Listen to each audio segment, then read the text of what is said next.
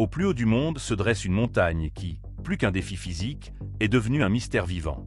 Le mont Everest, avec ses 8849 mètres d'altitude, est le toit de la planète et aussi l'endroit où la vie humaine tient à peine. Ceux qui l'ont affronté assurent que ce ne sont pas seulement la neige, le vent ou le manque d'oxygène qui transforment ce sommet en enfer glacé, mais quelque chose de bien plus profond et perturbant. Quels secrets ces pentes dissimulent-elles?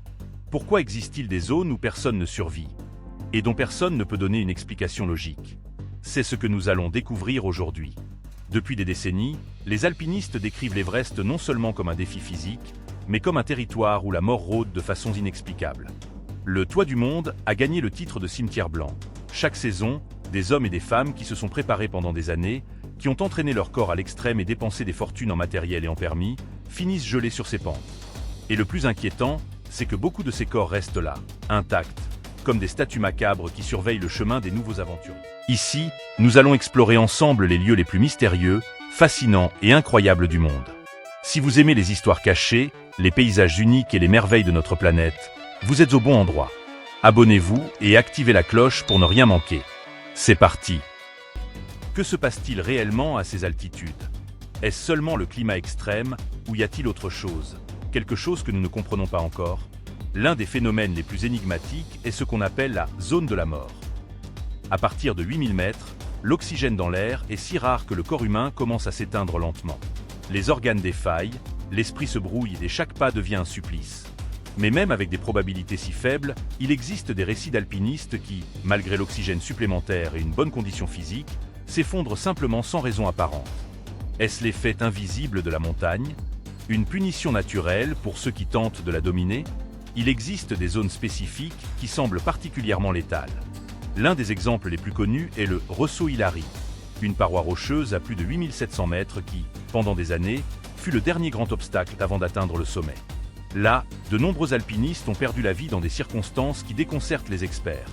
Chute sans explication, désorientation soudaine ou paralysie en pleine ascension. Est-il possible qu'en ce point se combinent des facteurs que nous ne comprenons pas encore, comme des courants d'air invisibles ou des changements brusques de pression? Ou bien y a-t-il quelque chose au-delà du scientifique, quelque chose qui échappe à toute logique humaine? Les témoignages des survivants sont encore plus glaçants. Plusieurs alpinistes ont raconté comment, sur certains tronçons de la montagne, ils sentent la présence de quelqu'un d'autre marchant à leur côté. Ils entendent des pas, des voix, ou perçoivent des ombres qui les accompagnent, tout en sachant qu'ils sont seuls. Certains assurent que ces apparitions les ont guidés jusqu'au salut, tandis que d'autres sentent que ces présences les poussent dans le vide. S'agit-il d'hallucinations provoquées par le manque d'oxygène? Ou parlons-nous de quelque chose de bien plus inquiétant, d'énergie piégée dans un lieu qui a vu mourir des milliers de personnes? L'un des cas les plus célèbres est celui de la femme de l'Everest, un fantôme qui apparaîtrait aux alpinistes dans la zone de la mort. On dit qu'elle porte des vêtements de montagne anciens et que son visage est couvert d'un masque à oxygène. Certains montagnards affirment qu'elle les encourage à continuer, tandis que d'autres assurent qu'elle les conduit vers l'abîme. L'histoire est née après la disparition d'une alpiniste dans les années 1990, dont le corps n'a jamais été retrouvé. Depuis, des dizaines de témoins jurent l'avoir vue. Ne serait-ce qu'une illusion collective? Ou la montagne garderait-elle les âmes de ceux qui n'ont jamais réussi à redescendre? L'Everest est aussi un lieu de paradoxe. Sur la même route où certains ont trouvé la mort, d'autres ont éprouvé ce qu'on appelle le facteur du troisième homme. Il s'agit d'une étrange sensation où, au milieu de la solitude absolue, ils sentent qu'un être invisible leur donne la force de continuer. Même des explorateurs célèbres comme Reinhold Messner ont décrit cette expérience. Quel type de mystère la montagne recèle-t-elle pour engendrer autant de terreur et d'espoir en même temps? Mais tout ne relève pas du paranormal. Certains soutiennent que la montagne cache des secrets encore plus sombres liés à l'humain. Des documents historiques suggèrent que durant la guerre froide, des équipes de recherche secrètes ont tenté d'installer des stations sur l'Everest pour surveiller des mouvements militaires. Est-il possible que certaines morts inexplicables soient dues à des opérations clandestines dont on n'a jamais parlé? Ou bien les secrets de la montagne vont-ils au-delà du naturel et du politique? La dureté de l'Everest se reflète aussi dans un fait terrifiant. Les corps gisant sur ces pentes sont devenus des repères pour les alpinistes. Des noms comme Green Boots, un cadavre gelé aux bottes vertes servant de marqueur d'itinéraire, font partie du paysage macabre. Chacun de ces corps représente non seulement une vie perdue, mais un rappel permanent que la montagne ne pardonne pas. Et ce qui est encore plus déconcertant, c'est que beaucoup sont morts à quelques mètres du sommet, comme si la montagne réclamait un dernier sacrifice avant de permettre l'ascension. Que symbolise un schéma aussi répété? Pourquoi tant de gens chutent-ils précisément dans le tronçon final? Au milieu de ces questions, en surgit une autre, encore plus inquiétante. Est-il possible que l'Everest agisse comme un gardien naturel, un être vivant qui protège son sommet des intrus?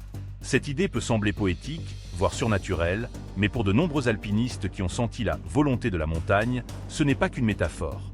Certains assurent que la montagne décide qui peut arriver et qui doit rester à jamais sur ses pentes glacées. Sommes-nous face à un simple phénomène naturel extrême ou à un mystère qui défie notre compréhension du monde? Et ici, je veux que tu t'arrêtes un instant. Qu'en penses-tu? L'Everest n'est-il qu'une montagne qui défie les limites du corps humain ou un lieu chargé de forces invisibles que nous ne pourrons jamais contrôler?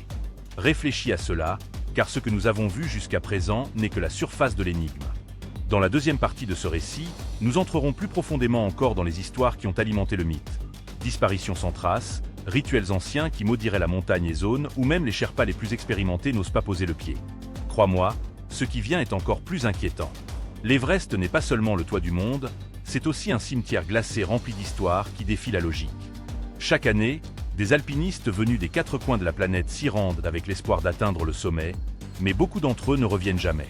Ce qui est troublant, c'est que, au-delà du froid, de l'altitude et du manque d'oxygène, il existe des récits qui évoquent des zones de la montagne où la mort semble rôder de manière inexplicable, comme s'il s'agissait de territoires interdits où l'être humain ne peut tout simplement pas survivre. Que cachent réellement ces lieux?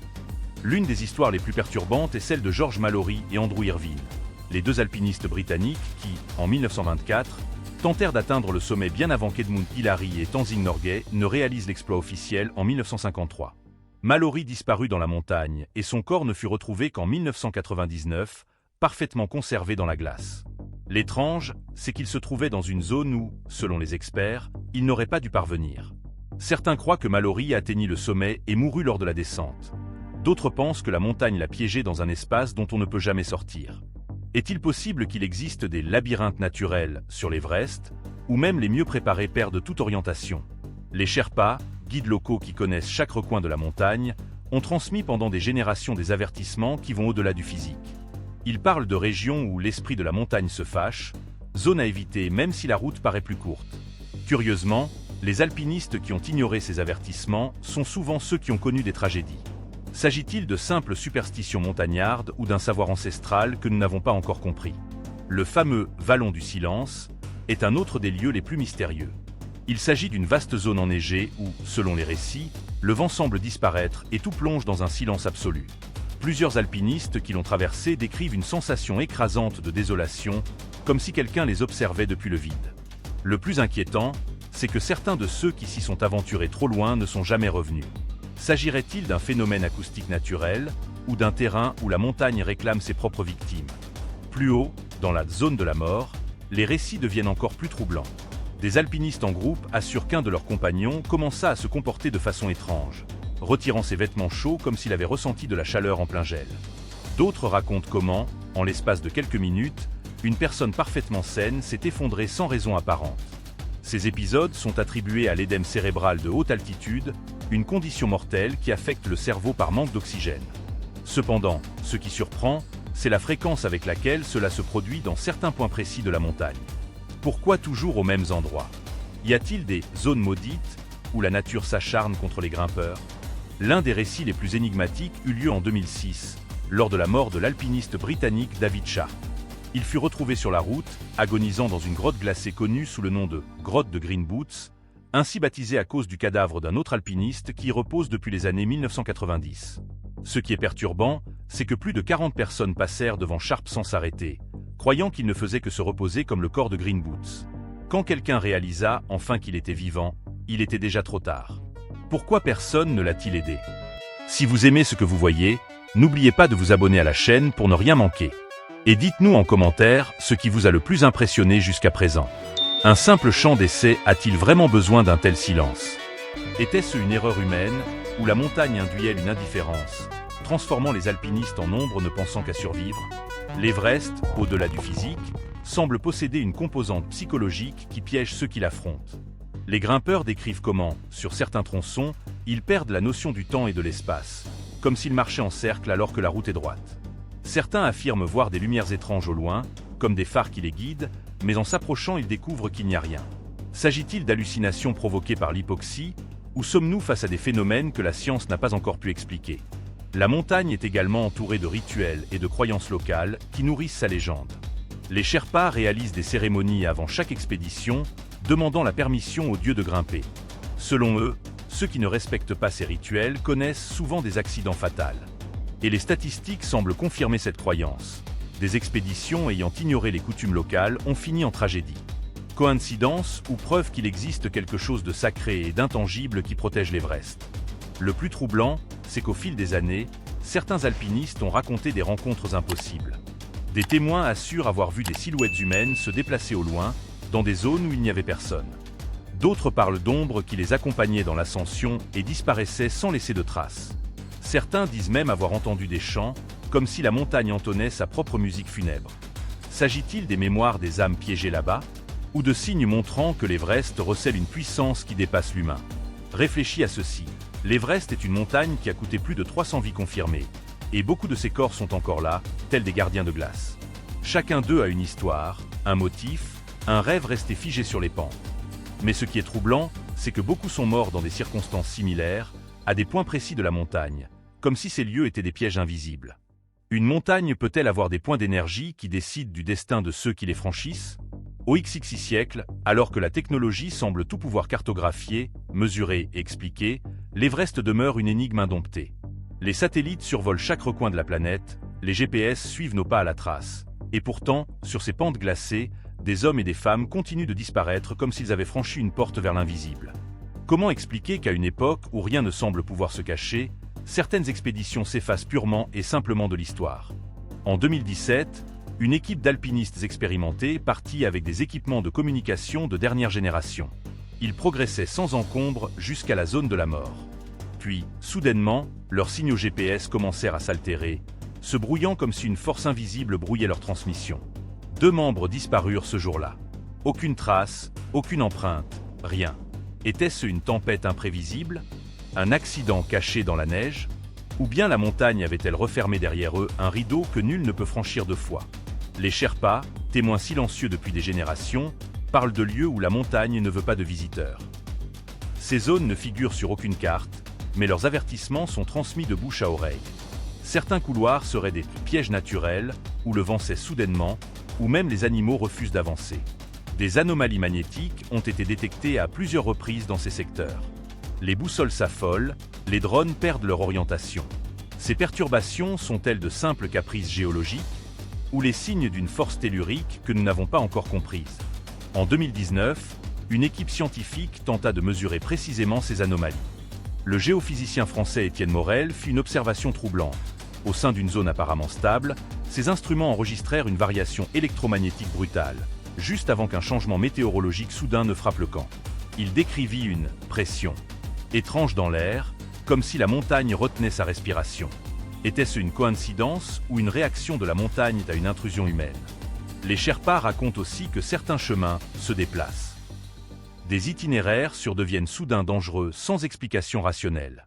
Des crevasses s'ouvrent là où, la veille encore, il n'y avait que de la neige compacte. Des cordes fixées soigneusement disparaissent ou se retrouvent emmêlées au matin. S'agit-il de mouvements glaciaires rapides? Ou la montagne joue-t-elle avec ceux qui la défient, modifiant ses pièges à volonté?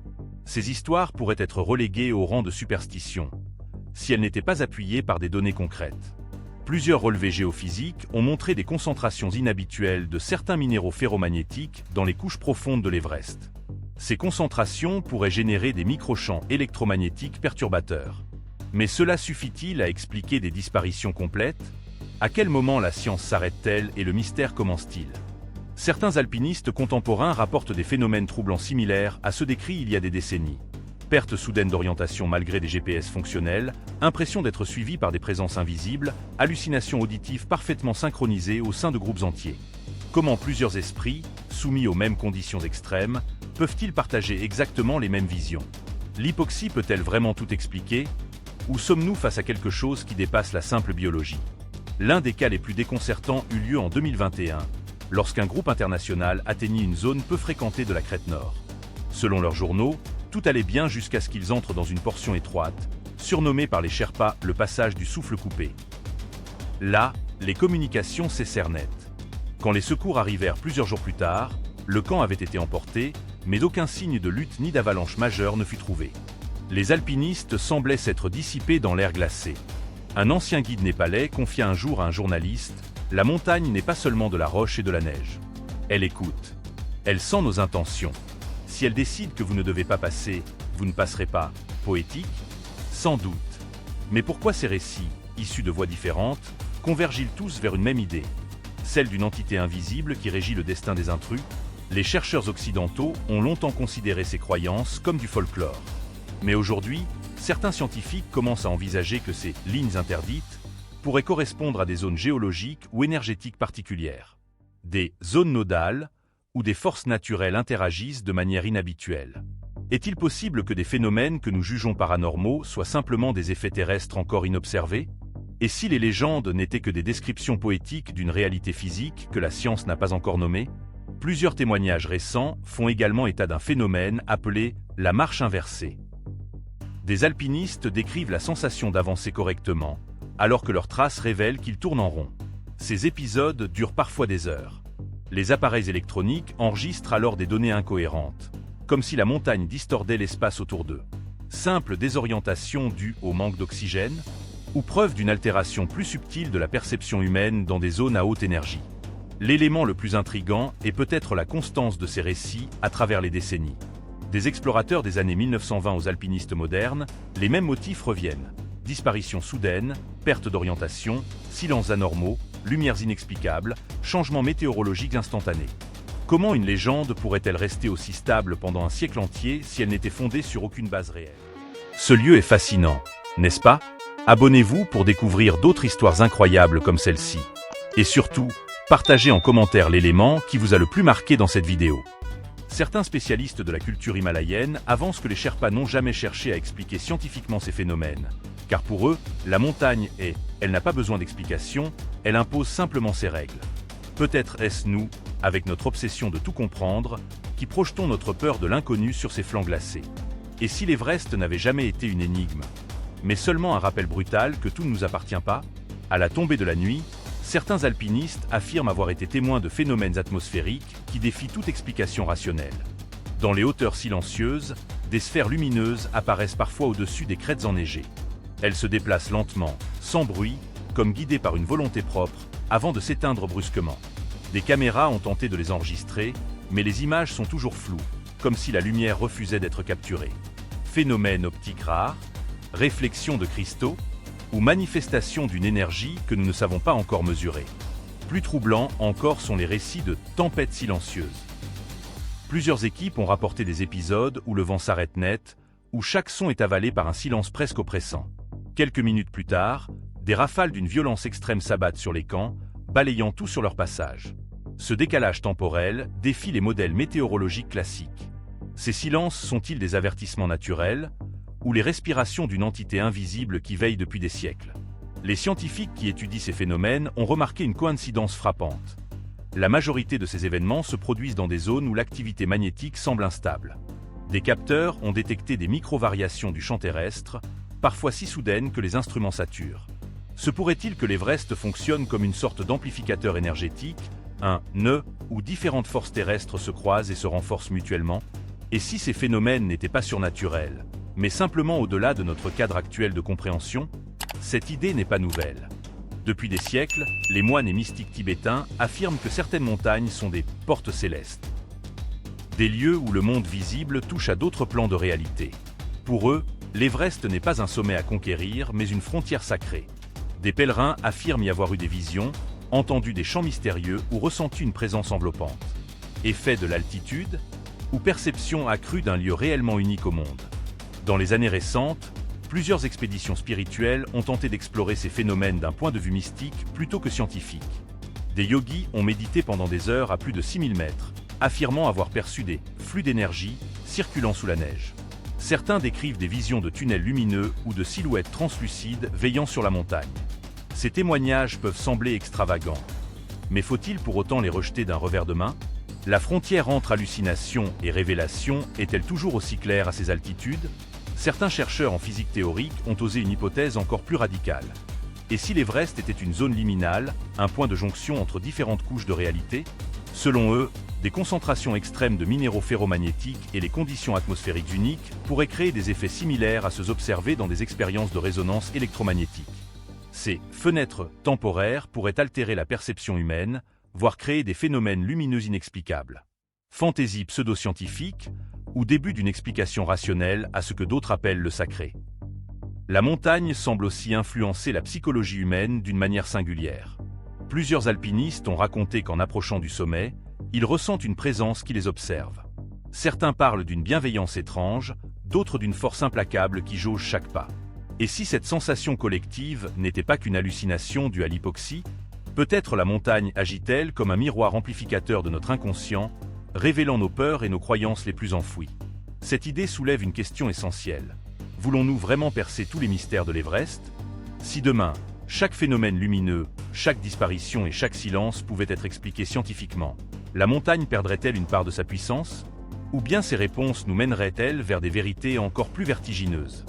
Et si, au fond, ce n'était pas la montagne qui était mystérieuse, mais notre propre incapacité à accepter des réalités qui dépassent notre logique?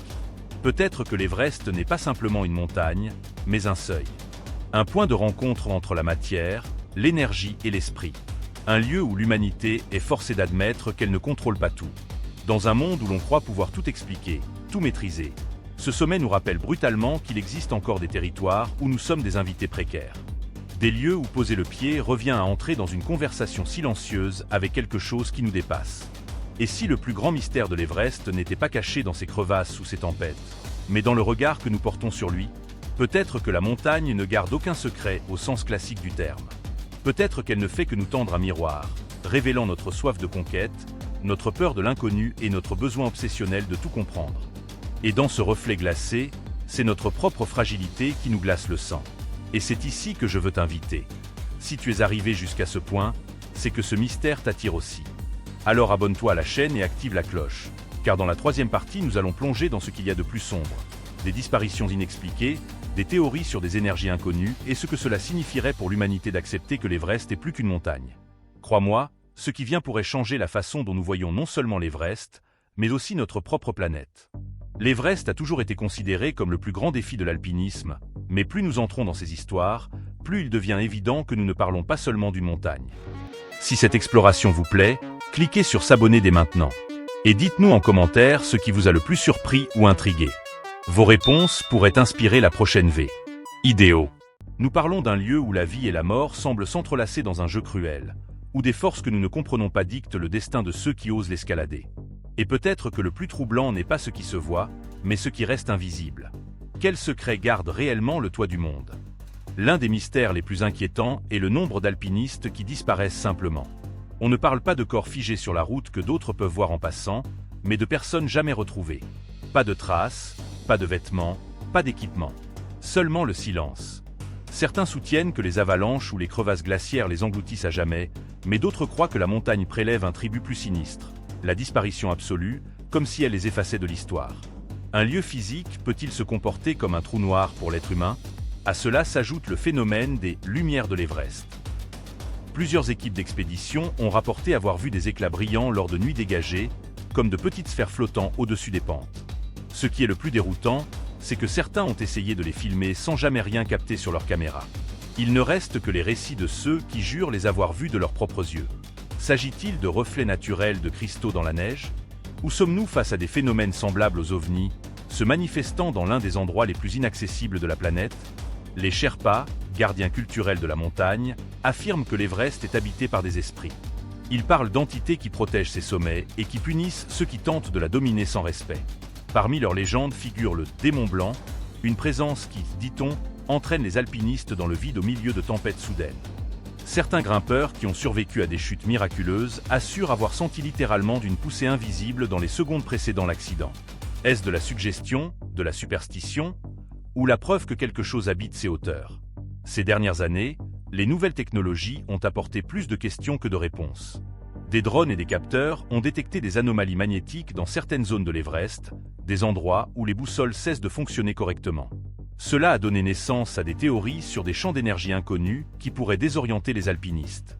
D'autres soutiennent que la montagne concentre des minéraux aux propriétés encore non étudiées qui affecteraient les équipements et l'esprit humain. Parlons-nous d'un lieu où la géologie et l'inexplicable se confondent dans une seule énigme? L'aspect le plus macabre reste toutefois la cohabitation avec les morts. Nulle part ailleurs au monde, les corps de ceux qui ont échoué ne font autant partie du paysage. Chaque alpiniste qui gravit l'Everest sait qu'il verra des cadavres sur sa route. Certains servent même de repère. Là-bas, celui avec la veste rouge, plus loin, celui avec les bottes vertes. Vivre avec la mort de façon aussi naturalisée provoque un impact psychologique que peu reconnaissent. Comment l'esprit réagit-il quand on continue à marcher en sachant que ce que l'on foule peut être la tombe d'un autre qui a rêvé la même chose que toi? Il existe aussi des récits de camps fantômes. Des grimpeurs affirment avoir trouvé des tentes vides, parfaitement montées et avec des provisions intactes, mais sans aucune trace de leurs occupants. Quand ils reviennent quelques jours plus tard, le campement a disparu comme s'il n'avait jamais existé. Ce phénomène a même intrigué des expéditions officielles. Erreur de perception due à l'altitude, ou signe que la montagne joue avec ceux qui osent la défier? Ce qui intrigue le plus la communauté scientifique, c'est la façon dont l'Everest semble montrer des schémas universels au milieu de sa brutalité. Par exemple, la répétition de morts dans les mêmes tronçons, comme s'il s'agissait de points de concentration des tragédies. Ou encore la fréquence des épisodes d'hallucination collective dans des groupes entiers de grimpeurs. Ce dernier point est particulièrement étrange. Qu'une personne hallucine à cause du manque d'oxygène est compréhensible, mais comment expliquer que plusieurs voient et ressentent la même chose en même temps? Est-ce une hypoxie partagée, ou quelque chose de bien plus inquiétant? Au milieu de toutes ces énigmes, surgit une autre question peut-être encore plus troublante. Voulons-nous vraiment connaître toute la vérité sur l'Everest? Que se passerait-il si nous découvrions qu'il n'est pas seulement une montagne, mais un seuil vers quelque chose de plus? Un lieu où la science, la spiritualité et l'inconnu se croisent en un point que nous ne pourrons jamais dominer totalement. Peut-être est-ce pour cela qu'il reste le plus grand défi. Non pas parce qu'il est haut, mais parce qu'il nous rappelle qu'il existe des limites que l'humanité ne peut franchir sans en payer le prix. Et maintenant, je veux t'adresser une invitation. Si tu es arrivé jusqu'ici, c'est que ce mystère t'attire aussi. Abonne-toi à la chaîne et active la cloche, car nous continuerons à explorer les secrets les plus sombres de la planète, des lieux où l'histoire officielle reste incomplète et où les questions sont plus puissantes que les réponses. Tu ne voudras pas manquer ce qui arrive. L'Everest restera un symbole éternel de conquête et de tragédie, de rêves atteints et de vies perdues. Mais surtout, il restera un rappel brutal de notre fragilité. Car, même si nous nous croyons maîtres du monde, il suffit d'une rafale de vent glacé ou d'un faux pas pour que la montagne nous ramène à la réalité. Nous ne sommes pas prêts à tout dominer. Peut-être qu'au final, c'est là le véritable message de l'Everest. Peu importe combien de cordes, de bouteilles d'oxygène ou d'équipements de dernière génération nous emportons, il y aura toujours un endroit où l'être humain n'a aucun contrôle. Et peut-être que dans cette reddition forcée se cache le plus grand secret de tous. Accepter qu'il existe des espaces sur la planète qui ne sont pas faits pour nous, et que la grandeur ne réside pas toujours dans la conquête, mais dans le respect. La prochaine fois que tu entendras parler de l'Everest, souviens-toi de ceci. Ce n'est pas seulement la montagne la plus haute du monde, c'est aussi un miroir de nos peurs les plus profondes et des mystères qui nous entourent encore. Des lieux où personne ne survit, et où personne ne sait pourquoi. L'histoire de ce lieu touche à sa fin. Mais le monde regorge encore de mystères à explorer. Abonnez-vous pour ne pas manquer les prochaines découvertes, et partagez en commentaire ce qui vous a le plus fasciné aujourd'hui. À la prochaine exploration.